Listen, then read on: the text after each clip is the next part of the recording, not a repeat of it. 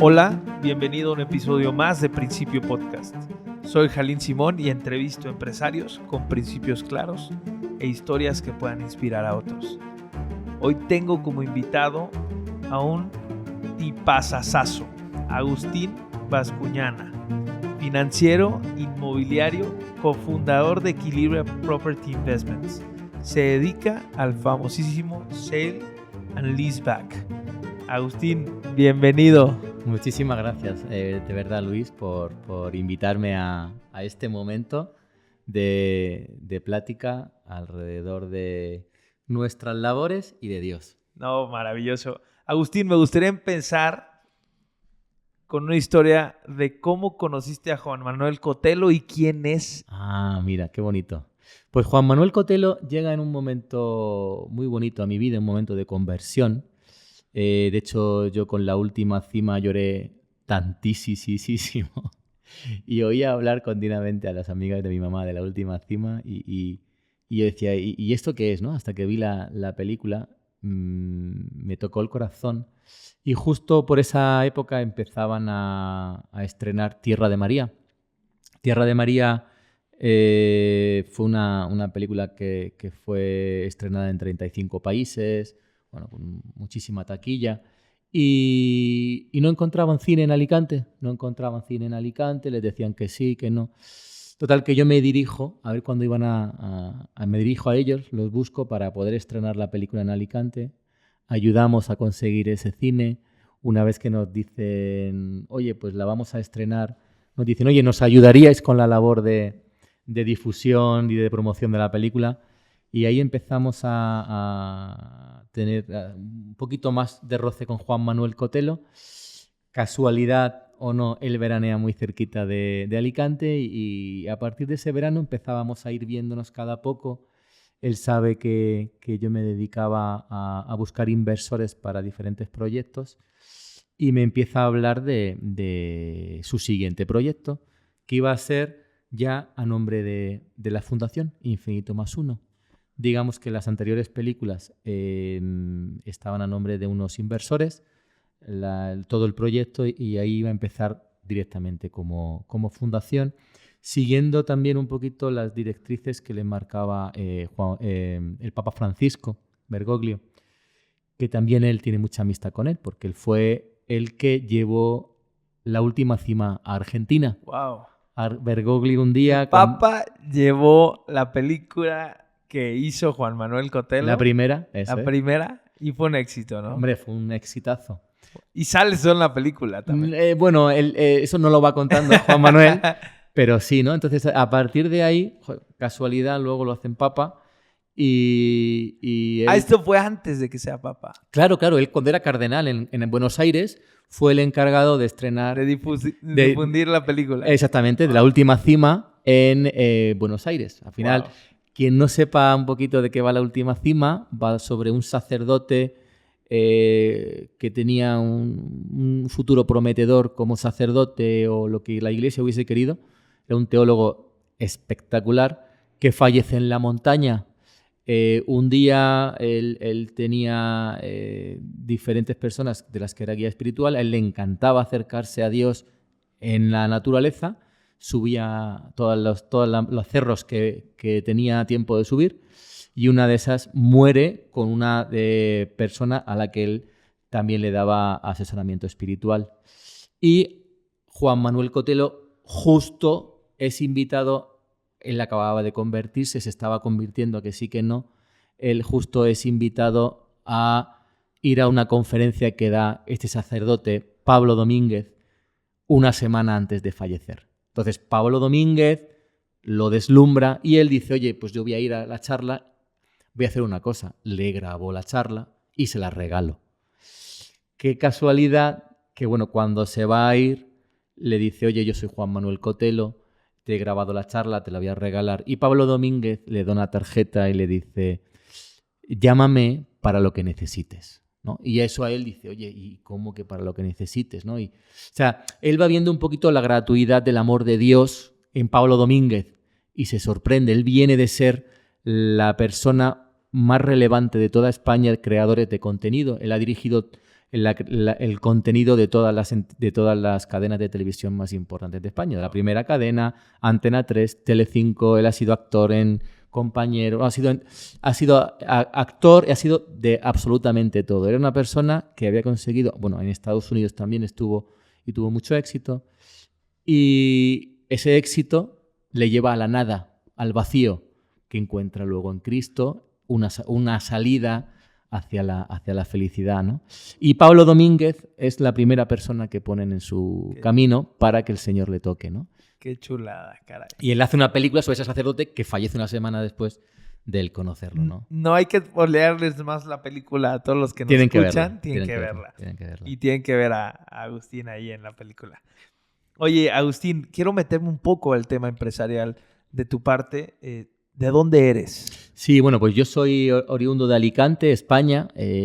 Tengo 46 años. Nací en el seno de una familia de... ¿Cuántos hermanos son? 10 hermanos. Yo soy el sexto de 10. Bueno, mi mamá tuvo 3 embarazos más que no llegaron a término, con lo cual somos 13. Y bueno, pues una familia muy unida, con una mamá enamorada de Dios desde niña.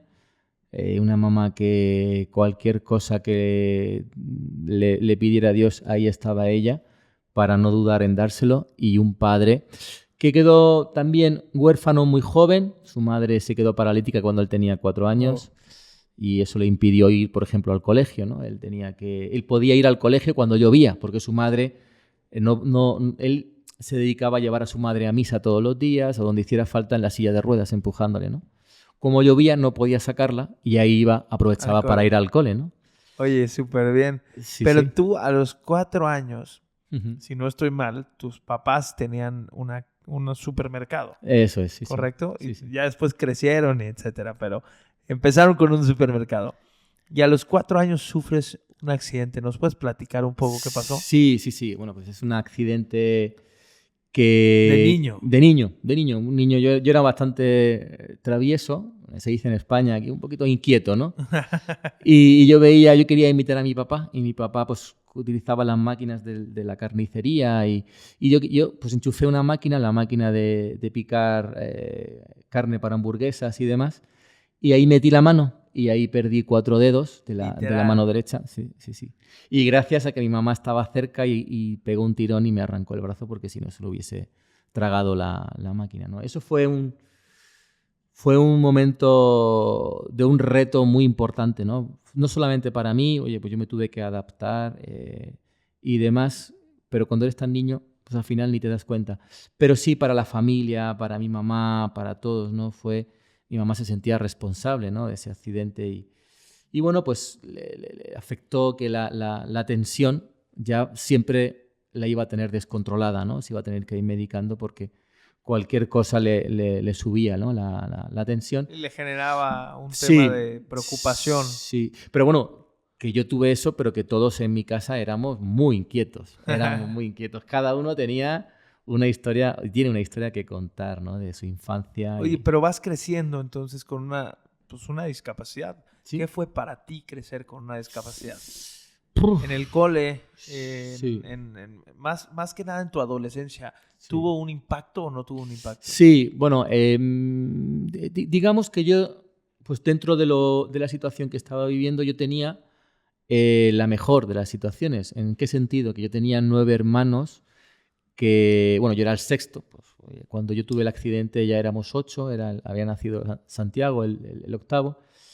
Y yo voy creciendo dentro de una familia que para mí son mis mejores amigos, porque encima, pues mis papás, el supermercado que teníamos, lo utilizaban para que no estuviésemos en la calle, para que estuviésemos juntos siempre tratando de hacer cualquier labor del supermercado, ayudando a reponer estanterías, limpiando, lo que fuera, ¿no? Es decir, yo pasaba el día con mi familia y eso me servía a mí de cobijo, ¿no?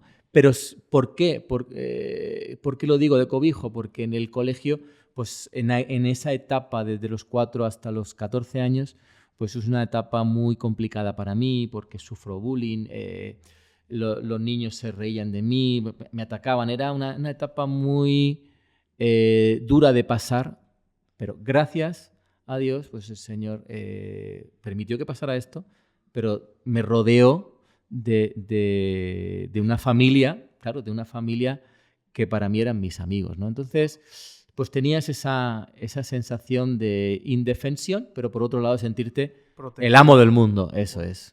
Porque cuando uno tiene una familia tan grande, te sientes que no hay nada que sea imposible de lograr, ¿no? Oye, Agustín, tú vienes de una familia de 10, una familia que en un principio, por lo que hemos platicado, no venía de mucha bonanza, y fundas una empresa que se llama Equilibria, Property Investments. Platícame qué es y a qué se dedica. Sí. Bueno, Equilibra nace de dos personas que se complementan muy bien. Mi socio Pedro Menárguez y yo, pues tenemos que su papá y mi papá eran vecinos desde niños, tienen una forma de criarse muy parecida. Donde yo vivo, donde ellos se crían, es una zona que es dura porque hay que trabajar mucho, muy duro, en el tema de agricultura sobre todo, y tienen caracteres fuertes, ¿no? Oye, pues nos complementamos y nos comprendemos muy bien. Yo después de los supermercados paso a la banca, ahí estoy con asesoramiento de patrimonios, inversiones y demás, y llega la crisis del 2012, me dan la oportunidad de emprender por mi cuenta y no me lo pienso, no había alternativa a eso. Y empiezo a trabajar y colaborar con Pedro, que él viene del sector inmobiliario. Su padre funda una empresa inmobiliaria de enorme éxito en España, que únicamente venden viviendas de playa, ¿no? Para gente que viene o de España o del resto de Europa que quieren tener una segunda residencia en una zona cálida y con fácil acceso para poder volver a sus países. Entonces estamos viendo que mis clientes inversores quieren invertir en inmobiliario, pero que quieren invertir en inmobiliario con rentas. No compran activos para especular a ver si mañana hay un cambio urbanístico y mis terrenos es que en suben. La garantía de la renta. La garantía de la renta. Okay. Que es un poco la alternativa a tener tu dinero en el banco y por el cual te remuneran. Pasamos una etapa muy larga, de muchos años, donde el banco te daba un 0% por tu dinero. En España. En España. Y te cobraban. Entonces, literalmente te cobraban. Te cobraban. Eso la gente en México como que no lo entiende. Y piensan que los CETES son, y más ahorita que la tasa está altísima, piensan que es una garantía. ¿Tú qué opinas de eso? Que eres de un país, sí. Pues creo que igual de potencia, pues en Europa uno de los más importantes. ¿Qué piensas de eso? Sí. Bueno, no hay, yo creo, mejor alternativa para tu dinero que tenerlo siempre en un activo inmobiliario que tenga rentas, que tengas a alguien que te lo gestione y demás. Porque si tú te vas al banco, el banco te va a dar una rentabilidad por un momento determinado, una rentabilidad que tú conoces hoy.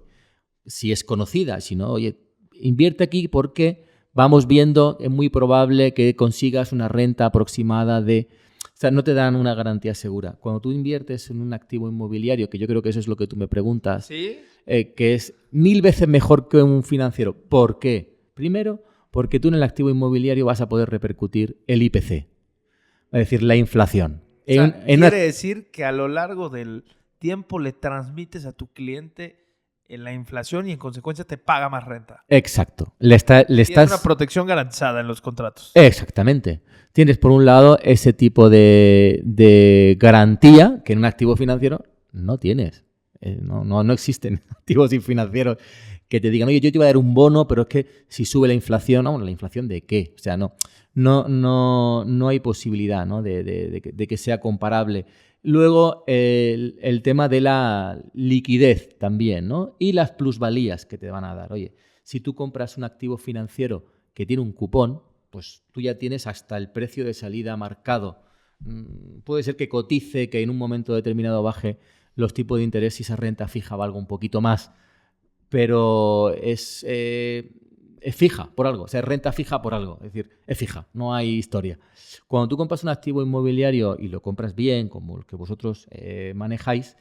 sí, nosotros manejamos todo el tema industrial que... Eso es. Que estoy en contra de muchos otros sectores tema inmobiliario porque no te dan ni el rendimiento ni la plusvalía. Exacto. Tú tienes que te va a dar un rendimiento en el tiempo y muy probablemente, sobre todo los que tú manejas, o vosotros manejáis, tienes una plusvalía latente en el momento que quieras deshacerte de ese activo, ¿no? Entonces, si tú sumas las plusvalías más las rentas, o sea, no existe un activo financiero. Es decir, tu dinero en el banco, tú vas a perder dinero garantizado o vas a tener un coste de oportunidad de, en lugar de tenerlo ahí, tenerlo en empresas como la tuya, ¿no? Oye, estimado, ¿y el tema inmobiliario de las inversiones inmobiliarias que tú conoces son un tema a corto plazo? Pues es lo que piensa mucho inversionista. Sí. Mira, el sector inmobiliario es un sector refugio desde siempre. Desde, yo creo que de la antigua Roma hasta el día de que se crea el derecho romano, se crea la propiedad, pues siempre ha sido un derecho, o sea, siempre ha sido un activo refugio. Es decir, oye, donde yo meto mi dinero para tenerlo seguro y que el día de mañana pueda tener una plusvalía, ¿no? Entonces, puede ser que en algún momento determinado nos enfrentemos a una crisis, pero las crisis tienen un momento de corrección. Ese momento de corrección, sobre todo en este lado del Atlántico, en Europa son más lentas de corregir. Aquí se corrigen en 2 años y al cabo de 2 años tus activos valen, pero muchísimo más de lo que tú invertiste. Si lo haces con inteligencia y lo haces sobre todo acompañado de profesionales, ¿no? Que sepan y que manejen bien, ¿no? Oye, Agustín, y platícame un poco más. Hoy en México estás, pero tu empresa sigue en España. Sí. En España haces mucho sell and leaseback, pero en México, ¿qué estás haciendo? Sí, bueno, México es un país que yo estoy enamorado. No lo ha dicho Luis, pero bueno, yo soy residente mexicano, tengo 3 niñas mexicano-españolas o hispano-mexicanas, como queramos verlo. Y viajo mucho a España, porque ahí están mis empresas, ahí está mi socio. Y en España tenemos una ventaja con México, que es que el sale and leaseback allí lo puedes hacer prácticamente de todo. Porque hay un marco regulatorio amparado por la Unión Europea que protege bastante a los inversores y no hay... cuando un inversor mexicano quiere invertir, mira como 3 factores, ¿no? Tipo de cambio, inflación y riesgo político. Oye, vamos a protegernos del tipo de cambio, vamos a protegernos de la inflación, el riesgo de inflación aquí es alto tradicionalmente, o más alto que en Europa o que en Estados Unidos, y el riesgo político, o por el riesgo país, mejor dicho, más que el riesgo político que es inexacto. El riesgo país, ¿no? Oye, es un país de 120 millones de consumidores, pero no tiene el grado de avance que puede tener la Unión Europea en normativas y demás. Entonces allí casi cualquier activo lo puedes sacar en rentabilidad y te lo va a comprar un fondo, da igual, de Singapur, Estados Unidos, de Japón, de Arabia Saudí, de donde sea. En México contamos con ese hándicap, ¿no? De que no está tan estandarizado el mercado, no es tan regular. Entonces, dijimos, oye, vamos a ver qué activo se puede comprar, se puede sacar en sale and leaseback y que cualquier fondo de cualquier parte del mundo te compraría, ¿no? Independientemente de todo lo anterior. Pues oye, el logístico está muy bien, pero bueno, el logístico al final los márgenes se están acortando mucho, no está tan claro te pueden hacer muy rápidamente otra nave cerca y con lo cual tu posición de dominio pierde un poquito porque ya resulta que hay más oferta y hace que los precios caigan. Oye, ¿qué activos hay que nos protegen o protegen a los inversores en el tiempo, ¿no? Pues hay activos refugio, súper refugio, que en época de crisis se ha visto, pueden ser los hospitales, ¿no? Y por ahí empezamos a trabajar con la idea de comprarle a los hospitales el edificio y que ellos se quedaran operando 40, 50, 20 años, los que ellos quieran. No cambia absolutamente nada la foto. Lo que hacemos es dotar de liquidez al vendedor de ese hospital, de ese edificio. Al propietario, ¿no? Wow. Ponemos el ejemplo, por ejemplo, de Meliá, ¿no? ¿Cuántos hoteles tiene Meliá en propiedad, ¿no? Meliá es como un City Express, un NH, ¿no? Así es. Bueno, tiene diferentes marcas posicionadas de forma diferente, pero lo que tiene en común todas esas marcas es que no tiene ni un solo hotel en propiedad. Todos son de terceros y Meliá alquila. En este caso sería una situación muy análoga, es decir, oye, tú tienes el hospital, el CAPEX, es decir, el dinero que tú necesitas para montar el hospital es una barbaridad de dinero. Joder, véndeme lo que es el edificio, que encima, si tú estás dentro de inquilino, el edificio lo vas a poder vender un 50% más caro de que si no estás, si vendes el edificio vacío o el hospital vacío. Quédate de inquilino, recoge ese dinero, compra un competidor, hazte una nueva unidad de negocio al lado para el cáncer, para lo que tú quieras, para poder crecer, retribuye al accionista, reparte dividendos dentro de la familia, porque en muchos casos son empresas familiares.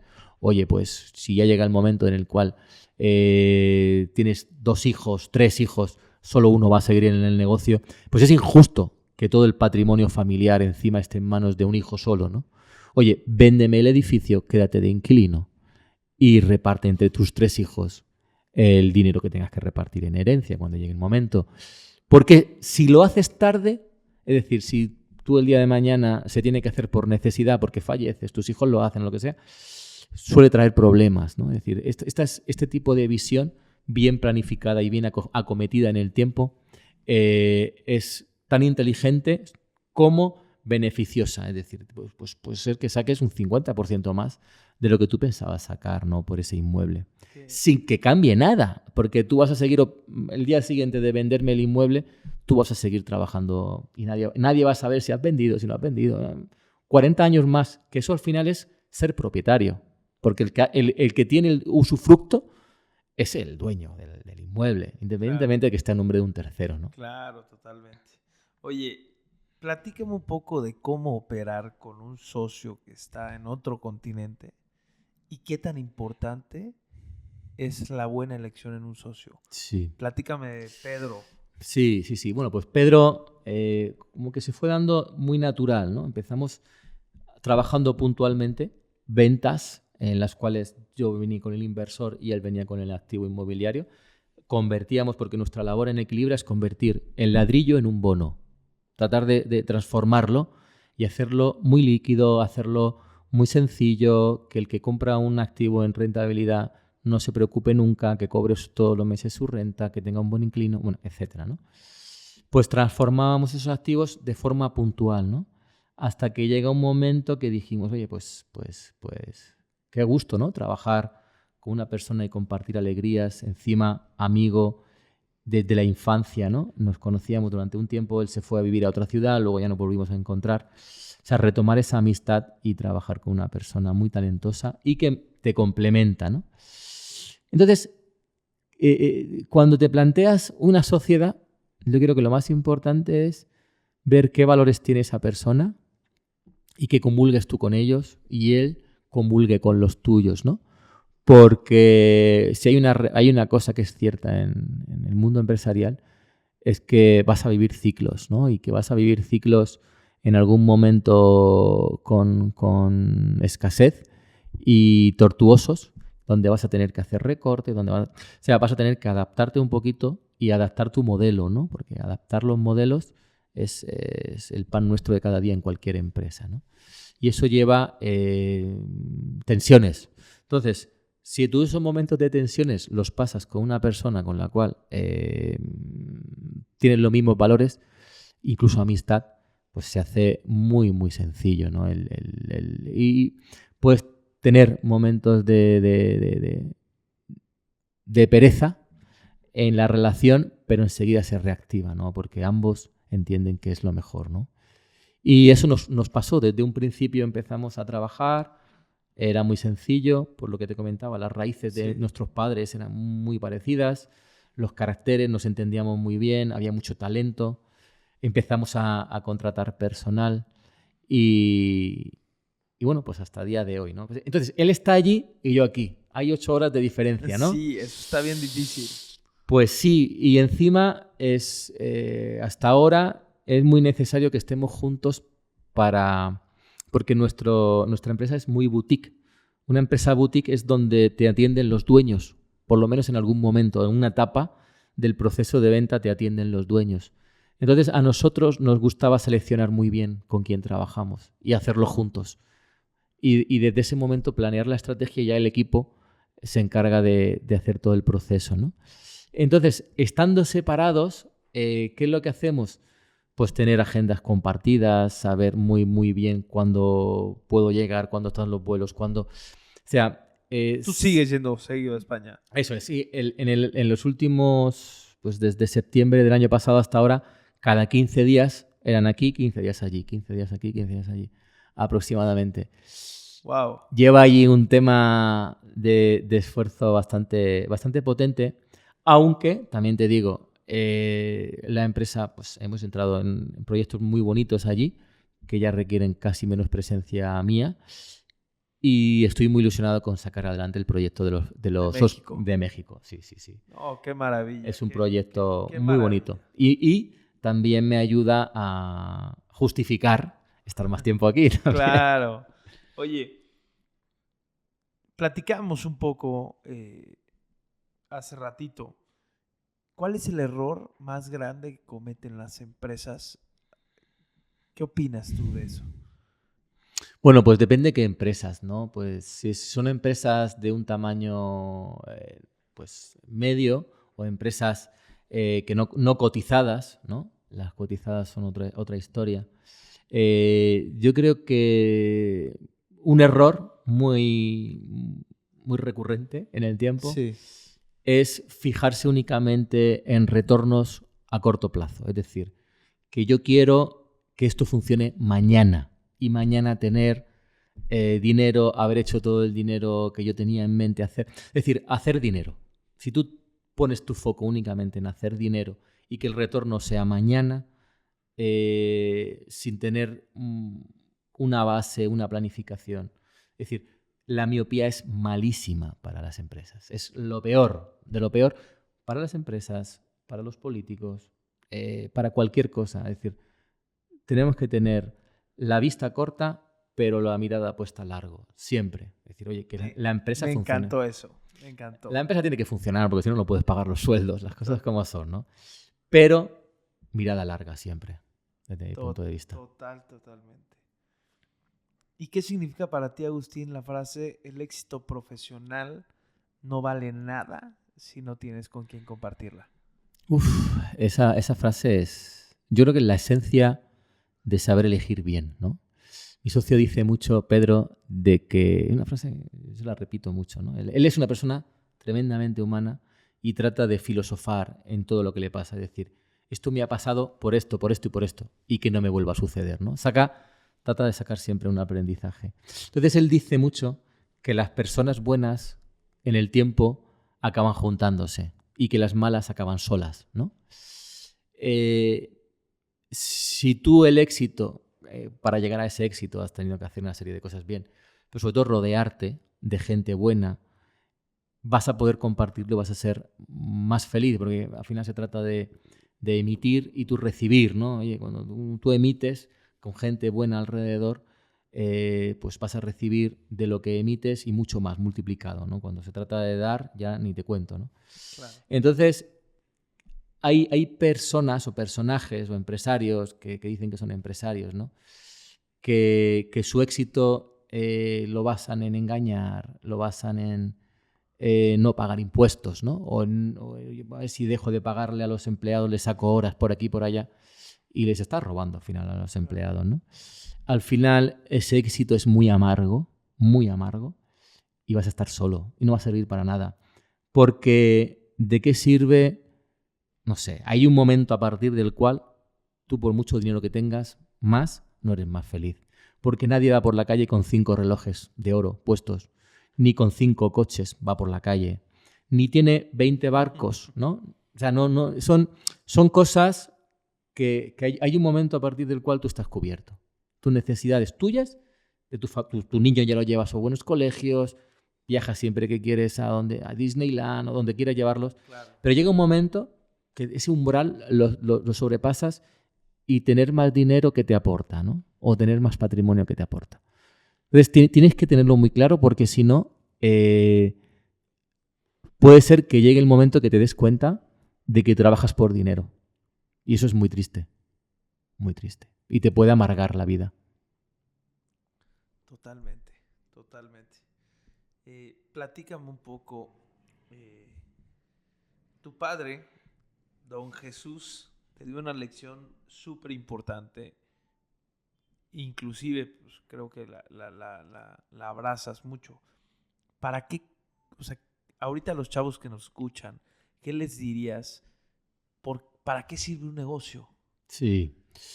Sí, mira, mi padre, bueno, ya te he dicho, el pobre, es una persona que lo que sabe es luchar y pelear donde lo pongas, ¿no? Oye, lo pones donde lo pongas, se va a poner a trabajar y va a ser una persona, una capacidad de lucha y sacrificio sin igual, ¿no? Mi madre, igual, también, oye, una persona, una compañera perfecta para esa persona y juntos, ¿no? Con unos valores y unos principios muy claros, ¿no? Y ellos no son empresarios porque un día dijeran, oye, joder, voy a ver si monto una empresa que tenga éxito y la saco al IBEX 35 o a Inbursa y que cotice, ¿no? No. Ellos, su empresa era su necesidad de darle de comer a sus hijos. Es decir, oye, yo con un sueldo no me basto, yo tengo tantos hijos, todos van a buenos colegios, universidades, comen. O sea, al final necesito ganar para poder darles de comer, pero literal. O sea, nosotros en las cuentas, que yo sepa, nunca hemos tenido dinero de sobra, ¿no? Al contrario, en algún momento hemos pasado tensiones muy grandes. Ellos tenían una visión de negocio que a mí al principio me chocaba, ¿no? Porque yo era como el que tenía en mente seguir con el negocio, tenía esa ilusión, esa empresa familiar, ¿no? Oye, la empresa familiar, que coger el legado, la segunda generación, llevarla a la tercera, que todos los hermanos puedan tener acciones y cobrar.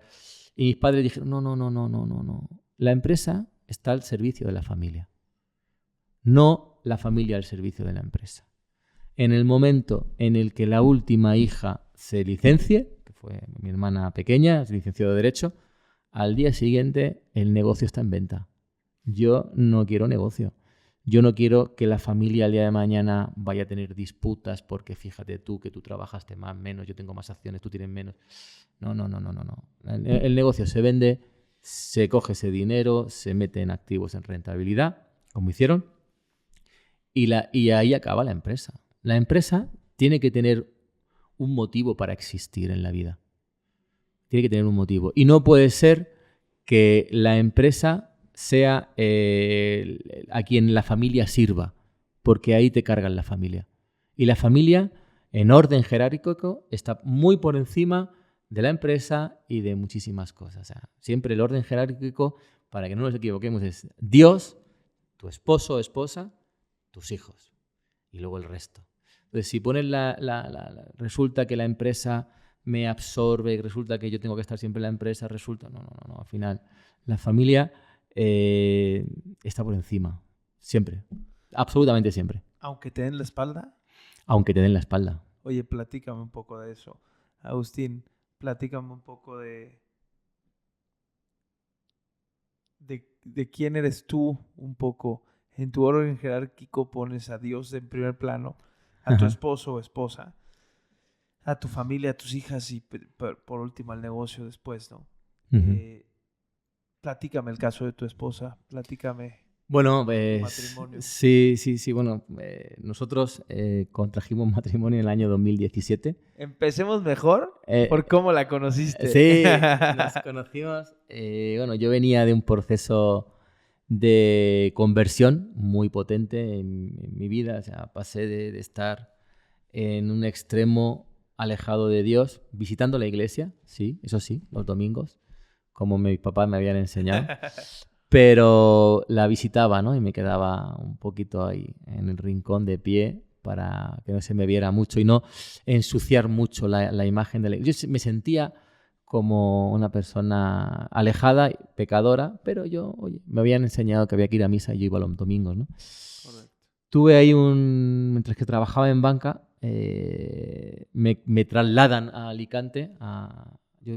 Mi oficina estaba en Orihuela, en el sur de la provincia de Alicante. Me trasladan a Alicante ciudad, que está más o menos hacia la mitad de la provincia de Alicante. Es una ciudad muy bonita, os invito a visitarla. Y al principio de llegar, pues me sobraba muchísimo tiempo. Me iba en el tren porque estaba muy cerquita de la estación de tren. Allí las comunicaciones en tren son bastante eficientes. Y hasta que abría la oficina me iba a una capilla que abría 24 horas, que estaba el Santísimo. ¿Y por qué te ibas a la capilla? Porque llegaba... ¿No te ibas a un café? A las 7:15 de la mañana llegaba y ya... A mí los bares no me gustan. demasiado, la verdad. Y me tomaba un café, me ponía a leer el periódico, en aquella época se leía el periódico, y decía, pero, qué lío, ¿no? Y hacía frío, y llovía, y vi que allí cerquita de la oficina, muy cerquita, había una capilla que abría, y yo sabía que la iglesia pues está calentito, ¿no? Ahí, y allí me metía a las 7 de la mañana cuando llegaba, 7:15, hasta las 8 menos 5 que abría la oficina. Y allí me fui quedando. Yo pensaba, aquí me puedo acostar también, me puedo dormir, mejor dicho. Te sientas un poquito así, te apoyas y te duermes también. En una cafetería no puedes hacerlo. Y empecé a ir, a frecuentarlo, a olvidarme del trabajo. Llegaba y era una maravilla lo que yo sentía en el Santísimo. Era como estar... Literal, además de sentirte físicamente calientito, porque pues evidentemente había mucho frío, pues te sentías arropado, ¿no? Así es. Fue un descubrimiento, descubrir a Dios, ¿no? Al final tener una experiencia con Jesucristo vivo y resucitado, ¿no? Y allí te das cuenta de que Cristo está vivo en el Santísimo. Está el mismo Cristo que caminaba por Cafarnaún, es el Cristo que está allí. Es tremendo, es tremendo. Y te lo platico así, te lo hago una experiencia muy corta. Pues en aquella época, me acuerdo, yo estaba de banca privada y tenía pocos clientes, porque eran los clientes más ricos, ¿no? de las oficinas. Y yo tenía, o sea, yo me iba al Santísimo cada vez que podía. Oye, tenía que a la hora de almorzar, me iba al Santísimo. Cuando llegaba, por supuesto. A la hora de comer, comía en 2 minutos, si comía, y me iba al Santísimo la hora que yo tenía para comer. Salía, me pasaba a saludar al Santísimo y me iba, ¿no? A casa, en el tren. Y así, cada día. Yo cada día más enamorado del Señor. Era una cosa de locos, ¿no? Empezaba a investigar por las noches sobre... ¿Tú soltero en ese momento? Sí, bueno, salía de una relación matrimonial fracasada, pero vamos, yo me sentía soltero, ¿no? Yo me había casado por la iglesia con una chica que verdaderamente nosotros nunca tuvimos un matrimonio. Teníamos una relación abierta, muy moderna. Y nos separamos. Nunca llegamos a divorciarnos porque allí, bueno, nos separamos simplemente y luego me hicieron el proceso de nulidad matrimonial y dio lugar a soltería, ¿no? Nunca llegamos a estar divorciados. Con eso dio lugar ya a que estuviésemos solteros. Y ahí empezó mi camino, ¿no? De conversión en el Santísimo, a investigar sobre Cristo, o sea, a enamorarme más, ¿no? A la época en la que empiezo a investigar sobre Cotelo. Y llegaba, recuerdo, después de estar en el Santísimo, iba a la oficina a trabajar y yo tenía gente esperando a que yo les atendiera y decían, oye, pero ¿cómo es posible? Me decían los compañeros, ¿cómo es posible que tú tienes la cartera más pequeña? No sé si en aquella época cuando yo llegué tenía 35, 40, que luego llegamos a 100 clientes, ¿no? Y tú tienes siempre colas de gente, colas esperando, y los objetivos los hacía en 1 día, 2 días, los objetivos del trimestre, ¿no? Pero ¿cómo es posible, no? Y yo lo sabía, era que el Señor se encargaba de lo mío, ¿no? El Señor se encargaba de lo mío. Y así me fue llevando, incluso cuando yo ya montamos Equilibra, recuerdo muchos casos, ¿no? Yo me acuerdo al principio donde íbamos a negociar, yo sacaba una imagen de la Virgen de Guadalupe que compré en mi primer viaje aquí a México, en la Basílica de Guadalupe. La sacaba siempre y la ponía en la mesa con los proveedores, con quien fuera, a quien fuéramos a venderla, a quien fuéramos a comprarle. Yo allí la imagen de la Virgen de Guadalupe, ¿no? ¿Y crees que ayudó? Siempre. Ella se encarga de todo. Ella hace ella es la chiqueada de Dios, ¿no? Oye, pero dime algo. Un poco platícame. ¿Cómo Sí. conoces a tu esposa? Perdón. Sí, me pongo ahí a hablar. Y pasa esa etapa, empieza mi conversión gracias a un sacerdote también. Ese sacerdote me dice, oye, haz el proceso de nulidad matrimonial porque yo creo que tu matrimonio es nulo. Tarda 3 años y justo a los 3 años y poco de hacer el proceso de nulidad matrimonial, dije, bueno, pues yo ya estoy preparado para poder conocer a alguien, ¿no? Para poder echarme novia, ¿no? Y le pedí al Señor no volver a los bares. Yo no quería una chica de bares, ¿no? Y me llevo buscando por internet, buscando grupos católicos, ¿no? Mi idea era, oye, voy a meterme en algún grupo católico, que seguro que hay chicas ahí católicas, ¿no? Bien. mi idea era que fuera católica, ni que fuera muy guapa ni nada de eso, ¿no? Y ahí llegué a una página que se llama solteroscatólicos.com. No, ¿de verdad? De verdad. Sí. Y a la semana de apuntarme, ahí conocí a mi mujer, Ana Miriam, que os puedo asegurar es la mujer más guapa de Jalisco, y aquí en Jalisco hay mujeres guapas. Y fue una cosa de Dios, no hay otra cosa, ¿no? Porque desde un principio... ¿Tú crees que Dios tuvo algo que ver en...? Mucho, sí. Yo hay un momento en mi boda, bueno, pues al final nos casamos, ¿no? Hay un momento en mi boda que yo invité a mi mamá, porque voy a contar una historia que pasó con mi mamá. Yo invité a mi mamá y a mi papá a que vinieran, mis hermanos. Mi mamá me decía, pero chico, ¿pero cómo 10.000 kilómetros? ¿Cómo 12 horas de viaje para el primer avión o para uno de los aviones? Luego hay que poner enlace de Alicante a Madrid y de Ciudad de México a Guadalajara, que antes no había vuelo directo, ¿no? Y así, pues yo le decía a la Virgen, oye, mira, a mí me ha pasado una cosa muy bonita con mi matrimonio, o con la pedida, o cuando yo conozco a Ana Miriam, ¿no? Y yo solamente le voy a contar si mi madre viene, y si no, no la cuento. Y le dije a la Virgen, tú te encargas, ¿no? Y un día mi madre me dice, porque encima para más Inri la tenían que operar de las rodillas, de las 2 rodillas.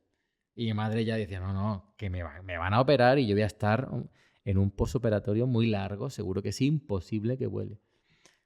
Y como un mes antes de la boda me dice, oye, ¿qué vamos, no? Y yo dije, bueno, pues la Virgen, ¿no? La Virgen sabrá, como siempre. Y vinieron, ¿no? Y entonces yo allí cuento una de las cosas que me pasaron, ¿no? Que yo recuerdo cuando conozco a Ana Miriam, decido, o sea, la conozco viernes, pues domingo dije, oye, yo voy a contarle a mi familia que he conocido una chica, que esto es un espectáculo de mujer, ¿no? Una chica católica, qué mujer, ¿no? Qué maravilla.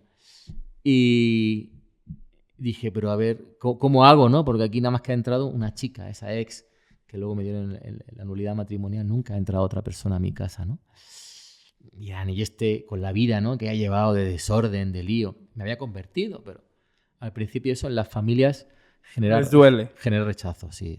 Y hay que tener paciencia, porque al final, con el tiempo todo, ¿no? Dice en España, con el tiempo todos calvos, sí, exactamente. Al final todo se va madurando y ahí estaba y recuerdo que dije, bueno, pues a ver cómo hago, ¿no? Y de repente, un domingo con mi mamá, subo a desayunar a la zona de la terraza donde desayunan y dije, a ver cómo hago. Efectivamente, llega mi mamá y dije, mira, pues el Señor me ha puesto la más complicada, la primera de todas.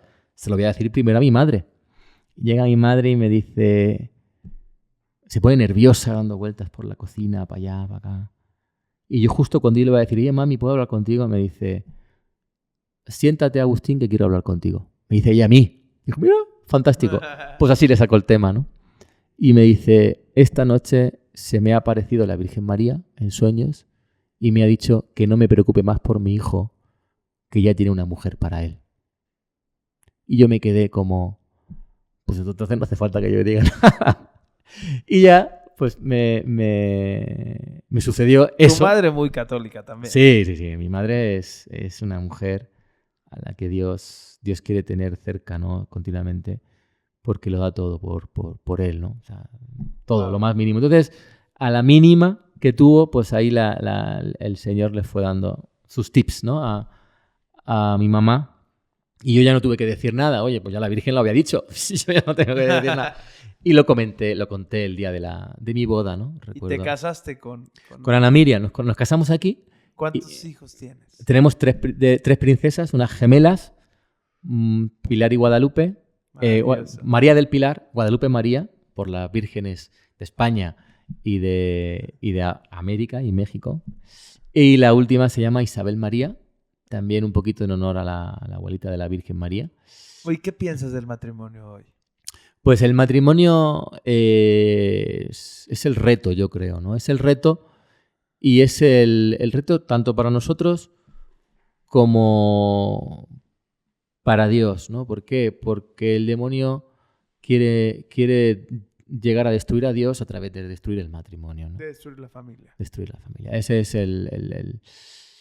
la piedra, ¿no? Que por la que pelean, ¿no? Esto lo escuché una vez, ¿no? Hace poquito decían que esto es una guerra fratricida muy, muy, muy fuerte, que hay dos bandos y nosotros somos el premio, ¿no? Oye, y dime algo, Agustín. Tienes 3 hijas. 3 hijas. Te casaste. Bueno, realmente, perdón, tuvimos un aborto en el COVID también. Son 4 hijos los que tenemos. 3 viven, digamos. Maravilloso. Oye,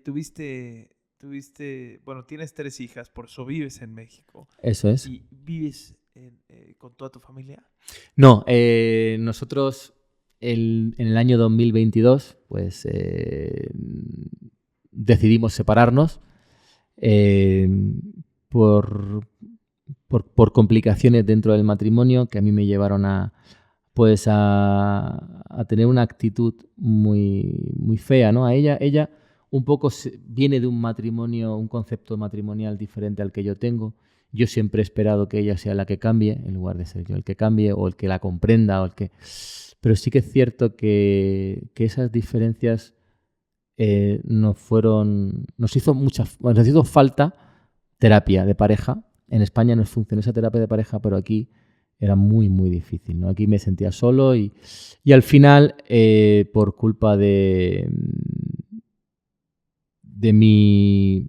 Bueno, pues no sé cómo explicarlo. Mi debilidad, me alejé de Dios también por culpa de recurrir de la presión, de todo, ¿no? todo, incluso pues ante la soledad incluso recurría a pornografía y eso al final el demonio se hace contigo. Me llevó a fantasear, ¿no? Y a tontear con chicas hasta que Ana Miriam me pilló y me dijo, no, tú te vas de casa, ¿no? Pero realmente eso fue la excusa que ella necesitó para echarme de su vida, porque ella ya no quería un matrimonio conmigo. Oye, ¿tú quieres un matrimonio con ella ahorita? Sí. No es que yo lo quiera. No. Lo que te comentaba hace un rato, yo no elegí a Ana Miriam. A mí Dios me la puso en el camino y me dijo, esta es, ¿no? Y yo amo más a Dios que a cualquier otra cosa. En tu escala de valores estaba Dios, arriba de todo. Entonces, tu esposa, tus hijas. Yo tengo mis torturas, ¿no? Mis torturas psicológicas al respecto, ¿no? Y con algún sacerdote lo he hablado, oye, ya, pero es que, joder, macho, es que a mí me la ha puesto Dios en el camino, por esto y por esto. Les he explicado alguna cosa más también muy bonita que me sucedió, ¿no? En algún momento. Y el sacerdote me dice, ya, pero es que Dios da libertad, ¿no? Dios da libertad a ella para amarte y para querer coger la cruz que es el matrimonio o no querer cogerla, ¿no? Igual que a ti te da esa libertad, ¿no? Y pues sí, tienen toda la razón, ¿no? Pero subyace por encima también el tema de mis 3 hijas, ¿no? Y tenemos 3 niñas que son un amor, que a mí me afecta bastante, muchísimo, el que esas niñas no puedan disfrutar de unos papás como yo pude disfrutar en su día, ¿no? También es verdad. Oye, y me voy a meter un tema importantísimo, Agustín. Los temas que quieras. Que me gustaría tocar. Todos los chavos quieren un éxito inmediato y todos los empresarios ven como prioridad la empresa. Tu escala de valores me da a mí una noción de algo que es súper importante, que es prioridades en la vida. Hoy, ¿qué le recomendarías a ese empresario que ve la empresa como el todo y descuida a su mujer o a sus hijos? Que hiciera un retiro, que se senta. O sea, llega un momento que a mí en alguna etapa de mi vida me sucedió que la empresa te absorbe. Definitivamente. Pero te absorbe que lo que le eches se lo queda. Es decir, si tú quisieras vivir 24 horas en la empresa y no dormir ningún minuto de tu vida, hacer. Perfectamente. O sea, todo lo que le eches se lo queda. Entonces tú tienes que ser inteligente, rodearte de personas que te sepan dar el alto y te digan, espera, ¿qué estás haciendo con tu vida, no? ¿Dónde te estás metiendo? Y yo veo vital, importantísimo, hacer un retiro mínimo al año. Un retiro donde uno... Donde escuches un poco o sea, tu voz interior, a Dios, a lo que tú quieras, pero donde pares, ¿no? Sí. Eso y veas tus vergüenzas, ¿vale? Porque muchas veces nos refugiamos en la empresa porque nos rechista, porque mando yo, porque digo Porque ven y director, viene, porque yo soy allí, porque yo quiero ascender. Y llego a casa y mi mujer no es una subordinada mía. Mis hijos, pues son mis hijos y requieren papá, tiempo, tal. Es decir, nos refugiamos en la empresa porque es amable. El estar allí es agradable. O sea, tienes tu feedback positivo. O sea, tú vas echándole tiempo y vas viendo cómo te vienen alegrías, cosas, ¿no? Una cosecha bonita de recoger. Pero te estás metiendo completamente en la boca del lobo. O sea, ningún hombre de éxito, ningún empresario de éxito descuida a su familia. De éxito en el tiempo. O sea, nosotros durante un tiempo, muy corto, trabajamos buscando oportunidades de negocio para un fondo que se llama MCH. MCH pasa por ser el fondo decano de España, más antiguo de España de capital y riesgo. Y ellos solamente invierten en las mejores empresas que se puedan comprar. Solamente, de mediana capitalización. Y me acuerdo que visitábamos muchas empresas, muchos empresarios de éxito, gente que tú los escuchabas su modelo de negocio, cómo llegaron. Y dices, joder, estas empresas valen 200, 500, 300, 1.000 millones de euros. Y es que qué maravilla, cómo los valen, ¿no?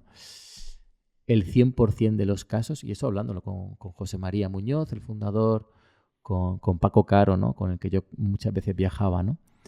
Y decía, oye, me acuerdo una de las veces, ¿no? Después de ver muchas empresas, y le decía a José María Muñoz y a Paco Caro, oye, me he dado cuenta de que hay un factor común en todos estos empresarios, de todas estas empresas que hemos visitado, que queréis comprar, que son muy buenas, por eso las queréis comprar. Digo que en todos los casos el empresario a las 7 o a las 8 de la tarde corta y se va a su casa con su familia y con sus hijos. Y me decía, efectivamente, Agustín, eso es vital. Dice, tú imagínate que yo me pongo a hacer negocios con un señor que al poco tiempo me invita a irnos a un prostíbulo con él. Y me dice, si eso se lo hace a su mujer, ¿qué no me hará a mí cuando yo compre un porcentaje de su empresa? No. Yo quiero gente honrada, gente de casa, gente de valores, gente de principios. Wow. Creo que nos das una lección brutal a los jóvenes que te escuchan. Creo yo que hoy lo que estás haciendo, Agustín, a pesar de la dificultad, creo que honor a quien honor merece. Pues estás ahí firme en la lucha, creo. Lo que Dios mande. Aquí, pero que, como dice San Agustín, ¿no? Señor, mándame lo que quieres, pero dame lo que quieres también, ¿no? Pídeme lo que quieras, pero dame lo que quieres. Pídeme lo que quieres, pero dame lo que quieres. No, pues maravilloso. Estás vivo de milagro. Hace un año tuviste un accidente muy fuerte. ¿Por qué crees que Dios te permitió seguir vivo? Y platícame en nada qué te pasó. Bueno, pues tuve un accidente, pues en ese momento pensaba que desgraciado, pero que también, pues una vuelta más de tuerca y te acerca más a Dios. Un accidente, estaban arreglando unas goteras en casa y donde yo estaba pisando estaba con el albañil que le estaba indicando dónde estaban los problemas, y donde yo pisé se hundió y caí. Era el techo. Eso es. Se partieron las tejas, caí al piso de abajo, al nivel inferior, que luego había otro nivel más, y caí sobre el barandal con todo el costado derecho, y ahí tuve una rotura tuve 11 costillas, ¿no? 11 roturas, que paso por ser la persona de Jalisco viva con más costillas rotas. El máximo estaba en 9 de algún accidente de moto que había sobrevivido, y yo he sobrevivido con 11. Con un pulmón perforado, la pleura. Bueno, el pulmón se hizo muy pequeñito también del golpe. Tuve que recuperar todo, ¿no? Pulmón. Y recuerdo mis hermanos de los retiros del Camino de Emaús, ¿no? Donde trato de ir a servir siempre que puedo. Ahí les pusimos que por favor rezaran. Mi mamá empezó a rezar a todos los conventos que conocía de monjas. El caso es que antes de una semana yo ya estaba fuera del hospital y nadie entiende cómo. Nadie entiende cómo viví, cómo no me desmayé, cómo podía respirar. Nadie, me refiero a los cirujanos que me operaron, 3 cirujanos cardiotorácicos, la operación más larga que habían hecho ellos nunca, voy lleno de titanio. Me acuerdo el responsable de recuperación pulmonar vino martes, como 6 días después del accidente, el hombre a las 12 de la noche casi estresado porque decía que me iban a dar el alta y estoy muy grave. ¿Cómo es posible que te vayan a dar el alta? Estás muy grave, no te puedo dar el alta, ¿no? Vino él en persona porque no se fiaba de la gente que él mandaba y los informes que veía, ¿no? De la evolución. Entonces, cuando el hombre me puso a hacer allí ejercicios y vio que yo todo lo hacía bien, el hombre no daba crédito, ¿no? Total, que al día siguiente ya firmaron mi alta y me pude ir a casa, ¿no? Y ha sido todo una recuperación. ¿Pero por qué crees que te dio Dios una segunda oportunidad? Entonces, el por qué solo Dios, ¿no? Solo Dios lo sabe. El para qué, yo entiendo que es porque, o para que Dios, con mi vida siga nutriéndose de almas, ¿no? Porque al final en algún momento pues puedan escuchar sobre mí y les pueda ser más apetecible acercarse a Dios en momentos de problemas. Y porque, o para que pueda, yo creo, al final, cuando uno se casa, es esposo y responsable de sus hijos, puedo llevar a Dios a esas personas que Dios ha puesto bajo mi responsabilidad, ¿no? Qué chulada. Agustín, a todos los invitados les pregunto, tú sabes que este podcast es para jóvenes. Si tuvieras la oportunidad de tener el Estadio Azteca lleno de jóvenes, ¿qué mensaje les darías? Wow, pues que tengan la escala de valores en su vida clara y con eso van a llegar al fin del mundo. Porque los problemas y los líos en nuestra vida, las depresiones, todo vamos llegando en el momento en que invertimos las escalas de valores en la vida. Una escala de valores bien clara, Dios, tu esposo, esposa, tu familia y el resto, te va a sacar de cualquier adversidad, te va a llevar a superar cualquier inconveniente, a cualquier problema. Y porque muchas veces no, siempre, cuando estamos con problemas, estamos en el bosque, no vemos el sol correctamente y nuestra brújula van a ser siempre los valores. Eso es lo más importante en nuestra vida. Y Dios te va a llevar por todos lados. Solo tienes que decirle que sí. Ya. Vas a vivir la vida que ni en Hollywood se ha planteado ningún guionista nunca en la vida en ninguna película. O sea, tu realidad va a superar cualquier ficción. Wow. Agustín, muchísimas gracias por venir a Principio Podcast. Gracias por abrir el corazón. Gracias por contarnos de tu emprendimiento Equilibria, que ayuda a más personas. Gracias por darles tips, así sea, temas inmobiliarios. Y recuerden, este solo es una historia más de empresario a empresario, en la cual buscamos inspirarte para sumarte a esta gran revolución virtuosa para tener un mejor México y un mejor mundo. Muchísimas gracias y nos vemos en el siguiente episodio. Gracias de verdad por invitarme.